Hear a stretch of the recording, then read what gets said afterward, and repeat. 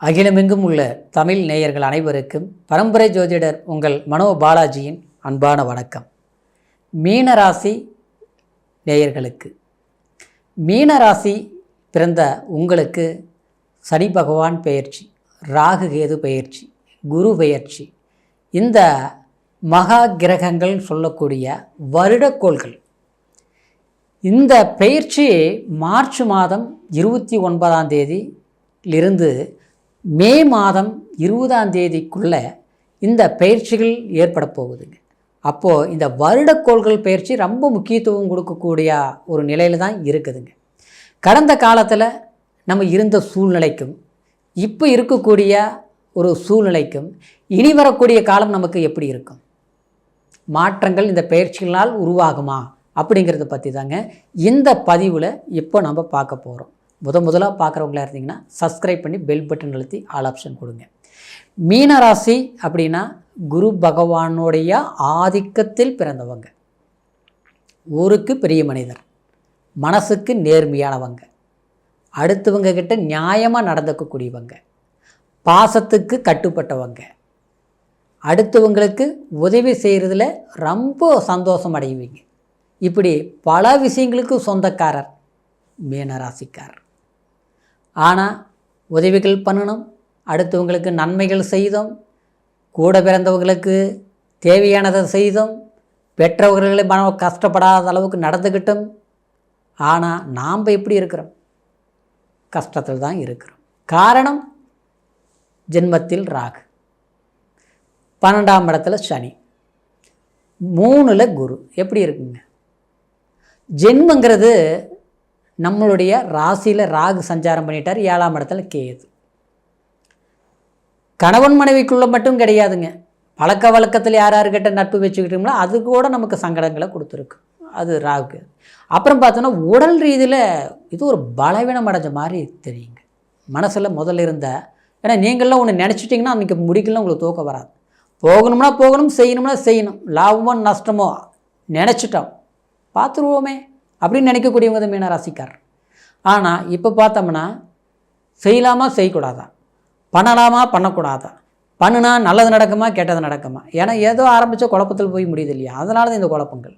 இந்த மாதிரி கொடுத்ததுக்கு காரணம் இல்லை, இந்த கேது தான், அதை மன்னிக்கணும், ராகு தான், ஜென்மத்தில் இருக்க ராகு. இதில் இன்னொரு சூழ்நிலை என்னென்னா, சனி 12ஆம் இடம், 7.5 சனி, விரையாதிபதி ஸ்தானத்தில் சனி உட்கார்ந்து இருக்குது. அந்த சனி 3ஆம் பார்வையே 2ஆம் இடம் தனஸ்தானத்தை பார்க்குது. சனி பார்த்தால் எல்லாமே சிக்கலில் தான். அதுக்கு முன்னால் 2ஆம் இடத்துல குரு இருந்தது. 2ல் குரு இருந்தால் எனக்கு நல்லா இருக்குன்னு சொன்னாங்க. நாம் எனக்கு நல்லா இருந்தோம், ஏன்னா அந்த குருவையை சனி பார்த்துட்டு இருந்தது இல்லையா, புரியுதுங்களா? அப்போது பணம் வந்தது, சரியாக பயன்படுத்த முடியல. வரவு வந்தது, அது பார்த்தோம்னா வர்றது தெரியுது, போகிறது எந்த பக்கம்னு தெரிய மாட்டேங்குது.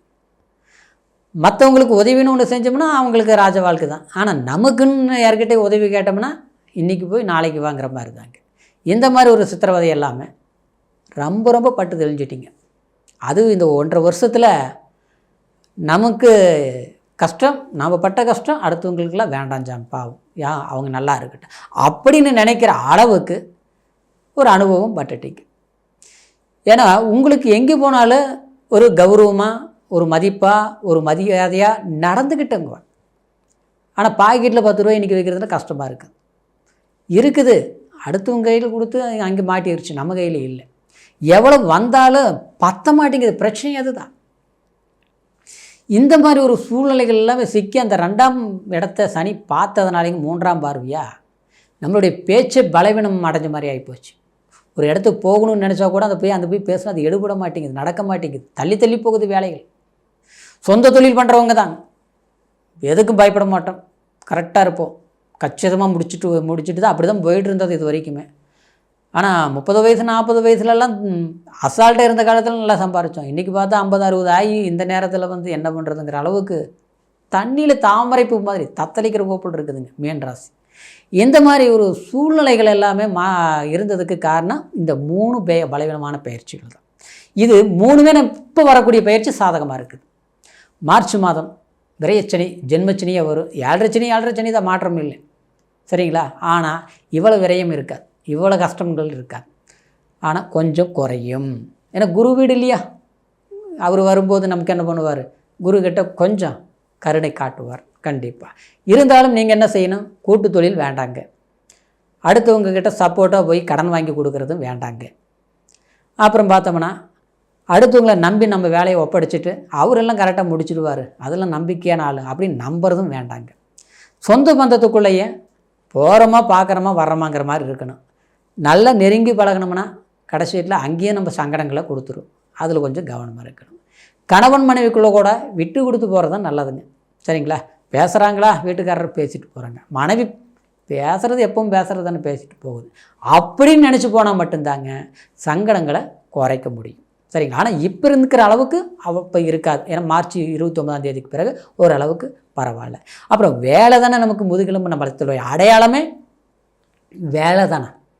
அதுக்கு வரங்க காரணம் என்னென்னா, இப்போ 3ஆம் இடத்தில் இருக்கக்கூடிய குரு 4ஆம் இடத்திற்கு மே மாதம் 14ஆம் தேதி 4ஆம் இடத்துக்கு போகிறாருன்னு வச்சுங்களேன். அப்போது 4லிருந்து 10ஆம் இடத்தை குரு பார்க்குறாரு.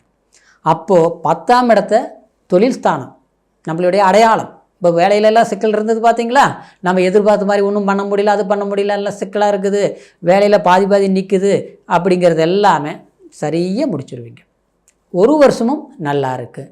நமக்கு சனி 7.5 சனியாக இருந்தாலும் ஜென்மச்சனியாக வந்தாலும் குரு நல்ல இடத்துக்கு போய் தொழில் ஸ்தானத்தை பார்க்குறதுனால நமக்கு பணம் இருந்தால் சில பிரச்சனைகளை சாதிக்கலாங்கிற ஒரு சூழ்நிலைக்கு தகுந்த மாதிரி பணம் கிடைக்கும், வேலை உத்தியோகம் நல்லா இருக்கும், கிடைக்கக்கூடிய வேலை நிலச்சி நிற்கும்.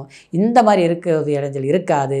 தூர பிரயாணங்கள் போகிறது, வெளிநாடு போகிறது, வெளி ஊரில் இருந்து தொழில் தொடங்கி அங்கே வளர்ச்சி அடைகிறது, இதெல்லாம் பண்ணுவீங்க, கவலைப்படாதீங்க. சரிங்களா? எல்லாத்த விட ராகு கேது பயிற்சிங்க, சந்தோஷப்படுங்க. 6ஆம் இடத்துல கேது, நோய் நொடி கடன் பிரச்சனை வம்பு வழக்குக்கெல்லாம் நல்லதான். கேது 6ல் இருக்கிறது நல்லதான். சரிங்களா? ஜென்மத்தில் இருக்கிற ராகு மாத்திரை மருந்து சாப்பிட வேண்டிய அவசியம் இருக்காது. இது வரைக்கும் பார்த்த வைத்தியம் போதுமப்பா. பார்த்த குடும்பத்தில் ஒன்று நமக்கு பண்ணணும், இல்லை வீட்டில் இருக்கிறவங்களுக்கு பண்ணணும், மாறி மாறி வந்துருந்தது இல்லையா, பெரியவங்களுக்கு பண்ணணும், இதெல்லாம் நம்மளால் தாங்க முடியல அப்படின்னு நினச்சி வருத்தப்பட்டிருந்தா அதெல்லாம் காலம் மாறி போய் இந்த ராகு கேது பயிற்சி மே மாதம் 20ஆம் தேதியிலிருந்து பார்த்துட்டிங்கன்னா உங்களுக்கு ஜென்ம ராகு சரியாயிரும். ஏன்னா சம்மந்தமே இல்லாமல் நரம்பு சம்மந்தப்பட்டது பிரச்சனை கொடுக்கும், பிளட் டென்ஷன் ஆகிருக்கும், ஹார்ட் சம்மந்தப்பட்டது, பெட்டில் படுக்க வேண்டிய ஒரு சூழ்நிலைகள், போக்குவரத்தில் இடைஞ்சல், ஏதாவது ஒரு சில கஷ்டங்கள் எல்லாம் கொடுத்துருக்கு வண்டி வாங்கினதுல எல்லாம். சரிங்களா? அப்புறம் வண்டி வாகனம் வாங்கி அது எல்லாமே சரியில்லாமல் போயிடுச்சு இப்படி. சரிங்களா? நல்லாவே இருந்ததெல்லாமே ஒரு பிரச்சனைகள் வந்திருக்கு. இது எல்லாமே மாறக்கூடிய காலம் உங்களுக்கு மார்ச்சில் இருந்து ஆரம்பமாகி மேங்கிற போது முழுசாக யோகத்தை கொடுத்து 2025 உங்களுக்கு சிறப்பான ஒரு அங்கீகாரம் கண்டிப்பாக மீனராசிக்காரருக்கு. என்னை பொறுத்த வரைக்கும் நான் சொல்கிறேன் பாருங்கள், நவகிரகங்கள் எப்போவுமே நமக்கு சாதகமாக இருந்தால் தான் நம்மளுடைய முயற்சி நமக்கு பலன் கொடுக்கும். சரிங்களா? ஓரளவுக்கு சாதகமாக இருக்குது. ஏன்னா 7.5 சனி இருந்தாலும் இப்போ இருக்கிற கஷ்டம் இருக்காது. தைரியமாக இருங்க. சனிக்கிழமை பிடிச்சிட்டு வாங்க, திருநள்ளாறு போயிட்டு வாங்க, அப்புறம் ஆஞ்சநேயர் வழிபாடு பண்ணுங்க, இல்லாதவங்களுக்கு உதவி செய்யுங்க, ஏதோ முடிஞ்சது. சரிங்களா? வயதானவர்களுக்கு ஏதாவது ஒன்று டீ காஃபி வாங்கி கொடுக்கறது, சாப்பாடு வாங்கி கொடுக்கறது, ஒரு சனிக்கிழமை நாளில் என்றைக்கு வேணாலும் பண்ணலாம், அதெல்லாம் பார்க்க வேண்டியது இல்லைங்க. இந்த மாதிரி ஒன்று பண்ணுங்கள். அப்புறம் இந்த வயதானவர்களுக்கு இருக்காங்க பாருங்களா, இந்த ஆசிரமம், அவங்களுக்கு ஏதாவது ஒன்று பண்ணுறது, அதாவது கொஞ்சம் உடல் மாற்றுத்திறனாளிகளுக்கு ஏதாவது ஆடை வாங்கி கொடுக்கறது, ஏதாவது இந்த மாதிரி ஒரு நல்ல விஷயங்கள் நீங்கள் பண்ணினீங்கன்னா ஜென்மச்சனி வரக்கூடிய சனி உங்களுக்கு புண்ணியத்தை கொடுத்து சனி பகவான் நல்ல ஒரு உயர்வை கொடுப்பார். ஆனால் குரு பயிற்சி சாதகமாக இருக்கும், ராகு கேது பயிற்சியும் சூப்பராக இருக்கும். சரிங்களா? உங்களுடைய உழைப்பு கண்டிப்பாக பலன் கொடுக்கும்.